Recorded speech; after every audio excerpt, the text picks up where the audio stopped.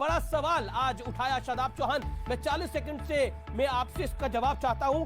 क्या ज्ञान वापी पर हिंदू पक्ष का तर्क और तथ्य ज्यादा मजबूत नजर आ रहे हैं पिछले एक साल की फैसलों की टाइमलाइन पर जब हम नजर मारते हैं? अमीश जी, भारत संविधान के अनुसार चलता है और किसी की आस्था भारत में सुप्रीम ना है ना हो सकती है। ये कोर्ट भी संविधान से ही चल रहा है। यही आइडिया ऑफ इंडिया है। और बाबरी भारत संविधान के अनुरूप चलता है और यहाँ किसी की आस्था न सुप्रीम है ना हो सकती, यही आइडिया ऑफ इंडिया है। और सुप्रीम कोर्ट का बाबरी मस्जिद वर्डिक्ट क्लैरिफाई करता है कि इसके अलावा no more dispute on religious places, कोई और नहीं हो सकता। और प्लेसेस ऑफ वर्शिप एक्ट को माना है, पार्ट माना है।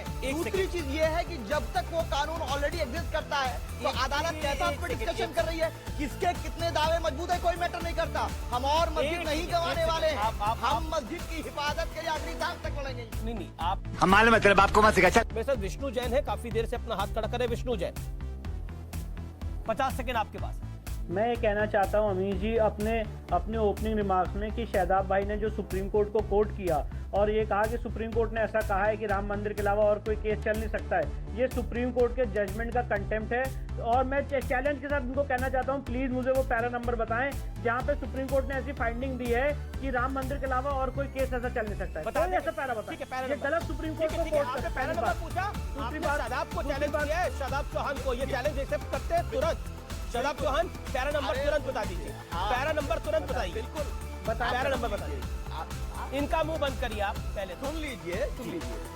हाँ, मुंह बंद कर रहा हूँ, सुन लीजिए। आप मुंह बंद करिए, इनका भी करता हूँ। विष्णु भाई, आपको ये जानकारी होनी चाहिए कि जब आप बाबरी मस्जिद वर्डिक्ट पूरा का पूरा पढ़ेंगे, उसमें क्या वो मैं वर्ड कह रहा हूँ, अगर मैं गलत कह रहा हूँ आप कंटेम्प्ट जाकर के नहीं, मैं अगर कंटेम्प्ट कर रहा हूँ तो केस बुक करिए। कहिए कि क्या ये नहीं कहा कि प्लेसेस आपने गलत कोर्ट किया, सुप्रीम कोर्ट ने ऐसा कहीं नहीं कहा। पार्ट नहीं, आप नहीं कहा तो आप कहिए। नहीं, मैं बता रहा हूँ, मैं अमीर जी उसका जवाब दे रहा हूँ। अमीर जी मैं जवाब दे दूँ उसका। आप हर जगह जाकर के हाथ कंगन को आरसी क्या और पढ़े लिखे को फारसी क्या? ये काम करिए ना आप वाराणसी जिला कोर्ट में वो पैराग्राफ लेके चले जाते। आप क्यों नहीं मदद करी आपने मुस्लिम पक्ष की? क्यों बैठे रहे यहाँ पर? आप डिबेट में बैठने के लिए सिर्फ आप मुस्लिम पक्ष की मदद करते हैं, उनको राहत दिलवाते हैं। वो केस हारते जा रहे हैं और आप कह रहे हैं मेरे पास टाइम दीजिए। ओके विष्णु जैन, दिया आपको टाइम 30 सेकंड। अमीर जी देखिए, मैं कहना चाहता हूँ, सुप्रीम कोर्ट ने राम मंदिर के केस में जो प्लेसेस ऑफ वर्शिप एक्ट को डील किया था, वो किस परपेट में डील किया था शादाब चौहान बता दे। मैंने बहुत अथॉरिटी से पढ़ा है और वो बात आपके सामने रख रहा हूँ।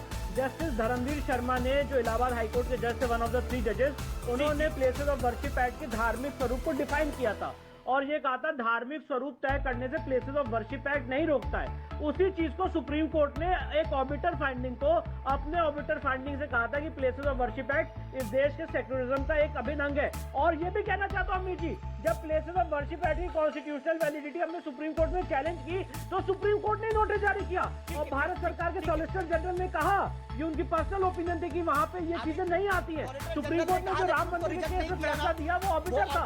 और एक बात और कहना चाहता हूँ, इनसे मैं पूछ रहा हूँ, शादाब नहीं एग्जिस्ट करता है, आप गलत इंटरप्रिटेशन कर रहे हैं।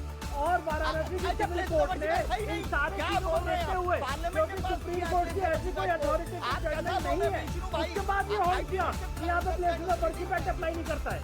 ये इन्होंने गलत तरह से आपके सामने कोर्ट किया है कि सुप्रीम कोर्ट ने कहा कि राम मंदिर के अलावा और कोई फैसले नहीं कर सकते। एकदम गलत पोजीशन है, एकदम गलत पोजीशन है। You made your point. Okay Rizwan Ahmed, एक बात कहना चाहता हूँ जी विष्णु शंकर जैन जी, मैं आपको आगे मौका दे दूंगा, आप अपनी बात को रख लीजिएगा।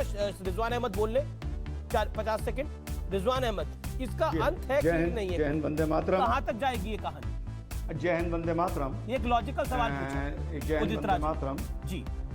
आपने बोला कि ये रेटोरिक से काम नहीं चलेगा। सब कुछ लुटा के होश में आए तो क्या किया, पानी के चिराग घी के समझ के जलाए तो क्या किया। ये तो शाहबानों के टाइम से रेटोरिक चल रही है। मुस्लिम औरतों को मुआवजा मिलना शुरू हो गया। 370 के टाइम पर भी रेटोरिक चल रही थी। मैंने बाबर क्या नाम था, बाबर आजमी, उससे एक दिन कहा था कि जिस दिन मेरी फौज अपनी औकात पर आ गई तुम अपनी सीढ़ियों पर पैर नहीं रख पाओगे। तो कह रहा था अरे देख लेंगे, डल लेक लाल कर देंगे।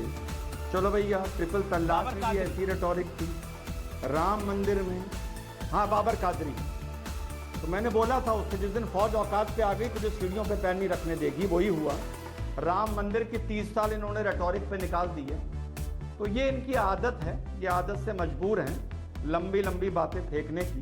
पहली चीज, विष्णु भाई अभी आप उलझ रहे थे, इन लोगों को ऑर्बिटर और रेशियो में फर्क नहीं पता असल में, इस मारे आप आर्गुमेंट में पड़ गए थे। अमीश भाई होता ये है कि एक ऑर्डर के दो हिस्से होते हैं, आप जल्दी जल्दी कोई गूगल करके देख ले। एक ऑर्बिटर होता है, एक रेशियो। और अभी तो रुको, क्लाइमैक्स अभी बाकी है। रेशियो होता है मेन पार्ट जो नजीर बनता है।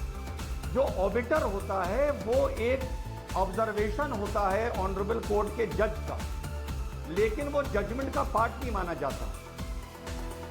ये बड़ा जरूरी है। अब आदमी वकील होता नहीं है, पर कहीं से इधर उधर की सुन के वो वकील बनने की कोशिश करता है। तो जो प्लेसेस ऑफ वर्शिप एक्ट का जिक्र आया था राम मंदिर के ऑर्डर में, वो रेशियो नहीं था, वो ऑर्बिटर था। ऑर्बिटर डिक्टा पूरा वर्ड है और रेशियो डिसिडेंडी। पहली चीज। तीसरी चीज, जो प्लेसेस ऑफ वर्शिप एक्ट है, मुसलमान ये तय कर ले कि उसकी लड़ाई प्लेसेस ऑफ वर्शिप एक्ट को लेके करनी है या इस बात को लेके करनी है कि यहां कभी मंदिर तोड़ा ही नहीं गया।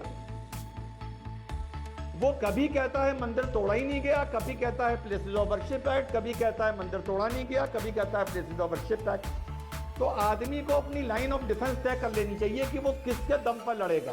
तीसरी बात और आखिरी बात, मुगलों के बाद और अंग्रेजों के बीच में इस देश में मराठा एम्पायर रहा, जो एक बहुत सालों बाद एक प्योर हिंदू एम्पायर बना था। तो भैया कुछ मस्जिदें 100, 200, 300, 500 उन्होंने भी तोड़ी होंगी, चलिए मान लेते हैं। तो मैं तो कहता हूं प्लेसेस ऑफ वर्शिप एक्ट पूरा हटा दो। और प्लेसेस ऑफ वर्शिप एक्ट ये नहीं कहता कि सिर्फ मंदिर मस्जिद बनेंगे, वो ये भी कहता है कि अगर तुम सबूत ले आओ तो जो मंदिर बन गए और वो पहले मस्जिद थी तो उसको वापस मस्जिद भी बनाया जा सकता है। तो भाई सारा एक्ट हटा दो, तुम अपनी लिस्ट बना दो कि मराठा एम्पायर के 250 साल कितनी मस्जिदें तोड़ी गई। हिंदू अपनी लिस्ट बना दें कि मुगलों ने कितने मंदिर तोड़े, एक कमीशन बन जाए, ये साल 2 साल में तय हो जाए।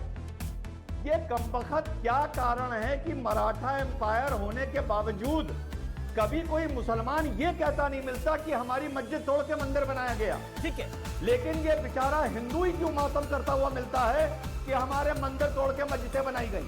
ओके, जवाब ले लेते हैं। ओके, असगर खान ने एक लॉजिकल बात कहने के प्रयास किया रिजवान अहमद ने, इस पर आपका विचार? वीडियो अच्छी लगी तो वीडियो को लाइक कीजिए और चैनल को सब्सक्राइब कीजिए और कमेंट बॉक्स में अपनी राय ज़रूर बताइए।